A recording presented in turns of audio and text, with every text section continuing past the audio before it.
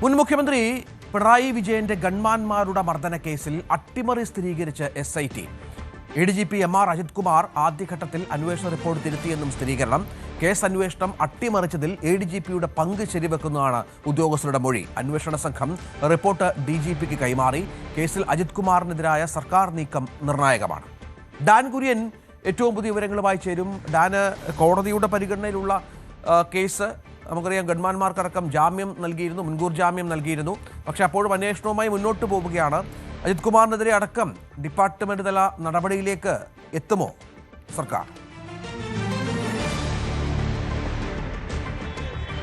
കഴിഞ്ഞ ദിവസമാണ് സംസ്ഥാന പോലീസ് മേധാവിക്ക് SITയുടെ അന്വേഷണ റിപ്പോർട്ട്, അന്തിമ റിപ്പോർട്ട് കൈമാറുന്ന സാഹചര്യം ഉണ്ടായിരിക്കുന്നത്. ഈ റിപ്പോർട്ടിൽ പ്രധാനമായി എടുത്തു പറയുന്നത് ചട്ടവിരുദ്ധവും കുറ്റകരവുമായ പ്രവർത്തികളാണ് 5 ഉദ്യോഗസ്ഥരുടെ ഭാഗത്തുനിന്ന്, മുൻ മുഖ്യമന്ത്രിയുടെ 5 ഗൺമാന്മാരുടെ ഭാഗത്തു നിന്നുണ്ടായിരിക്കുന്നത്. അതിന് ഒരു തരത്തിലും പ്രതിരോധ നടപടിയായി ന്യായീകരിക്കാനാവില്ല എന്ന കൃത്യമായ പരാമർശം ഈ റിപ്പോർട്ടിലുണ്ട് എന്നാണ് വിവരം. അതോടൊപ്പം ഈ ആദ്യ അന്വേഷണ സംഘം തയ്യാറാക്കിയ റിപ്പോർട്ട്, അതിൽ ഭേദഗതികൾ വരുത്താൻ ക്രമവിരുദ്ധമായ ഇടപെടൽ ADGP MR അജിത് കുമാർ നേരിട്ട് നടത്തിയിട്ടുണ്ട് എന്ന ഒരു ഗുരുതരമായ പരാമർശം കൂടി ഈ റിപ്പോർട്ടിലുണ്ട്.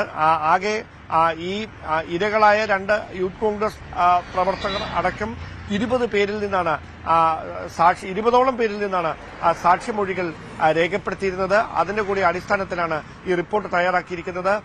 ഏറ്റവും പ്രധാനപ്പെട്ട കാര്യം, പ്രതികൾക്കെതിരെ വധശ്രമം ഉൾപ്പെടെയുള്ള വകുപ്പുകൾ നിലനിൽക്കും എന്ന വിലയിരുത്തലാണ് SITയുടെ ഭാഗത്തുനിന്ന് കേസുമായി ബന്ധപ്പെട്ട് ഉണ്ടായിരിക്കുന്നത് എന്നതാണ്. അങ്ങനെയെങ്കിൽ ഇതുമായി ബന്ധപ്പെട്ട് MR അജിത് കുമാറിനെതിരെ ഏത് തരത്തിലുള്ള തുടർ നീക്കങ്ങൾ സർക്കാരിന്റെ ഭാഗത്തുനിന്ന് ഈ റിപ്പോർട്ടിന്റെ അടിസ്ഥാനത്തിൽ ഉണ്ടാകും? ആഭ്യന്തര വകുപ്പ് അതിൽ സ്വീകരിക്കാൻ പോകുന്ന നിലപാട് ഏത് തരത്തിലായിരിക്കും? അതൊരു കേവലം ഒരു ഉദ്യോഗസ്ഥ തലത്തിൽ മാത്രം ഒതുങ്ങുന്നതായിരിക്കില്ല. അതിന്റെ പ്രതിഫലനങ്ങൾ, അതിനപ്പുറത്തേക്ക് രാഷ്ട്രീയമായും അതിന് ഒരുപാട് മാനങ്ങളുണ്ട്.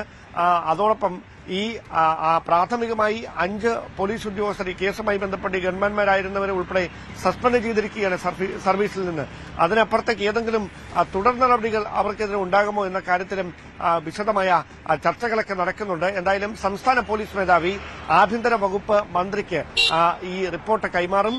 അതിന്റെ അടിസ്ഥാനത്തിലായിരിക്കും MR അജിത് കുമാറിന്റെ ഭാവി എന്തായിരിക്കുമെന്ന കാര്യത്തിലടക്കം നിർണായകമായ തീരുമാനങ്ങളിലേക്ക് സംസ്ഥാന സർക്കാർ കടക്കുക. ശരി.